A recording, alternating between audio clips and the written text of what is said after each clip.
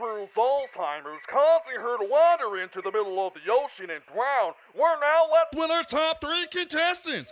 Hank, who could die any minute from his advanced lung cancer. Ethel, who can barely remember she's still alive. And Eugene, who's also dead. Leaving us only 2 survivors to battle it out in the final challenge on Old People Island. Jesus, isn't this only the first episode? Yeah, good riddance. I hate old people.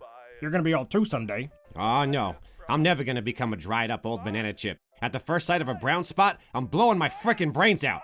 What's so bad about old people? Do we have time for a story? Yeah, I guess, but I really don't. Fish pick!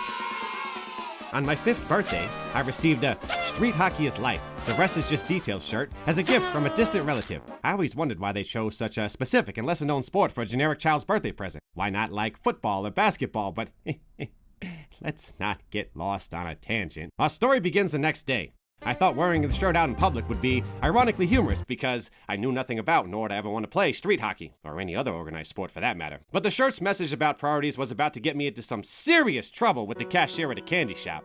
He was a proud, old, beat down by the world type of gentleman and said to me, "You should be ashamed of your wardrobe, young man. And I told him I was. Life is not a game. And what your shirt identifies as life's remaining details are immensely more important than street hockey. Hard work, compassion, friendship, family. These are no way details, my boy. They are what make life worth living." Now, this geezer is staring me deep in the eyes. Have you ever looked into an old person's eyes, Roofus? There's nothing but desperation and death, longing and lust, cataracts! He continued his lecture. Excuse me. The spices of life are the everyday blessings. A pat of sizzling on a grill on the 4th of July. The first snowflake of winter landed perfectly on your outstretched tongue. House and sex with a much older man after swallowing way too many sleeping pills. What's it like to swallow way too many sleeping pills for me, boy? After thinking it over, I declined his offer, but this was not a man who took no for an answer when inquiring about sexual intercourse with a minor. And then, he raped me. What? Fortunately, because of his age, he was only able to perform squish rape, but it still scarred me for— Squish rape? What's squish rape? You don't know what squish rape is? Who would know the meaning of the words squish and rape when used together in a sentence? I know. I mean, I only know because it happened to me, but I know. What happened to you? He squish raped me! What the hell is squish rape? He raped me with his squishy penis! What? How could someone even do that to you? That's the question that keeps me awake at night. No, I mean, how is that even physically possible?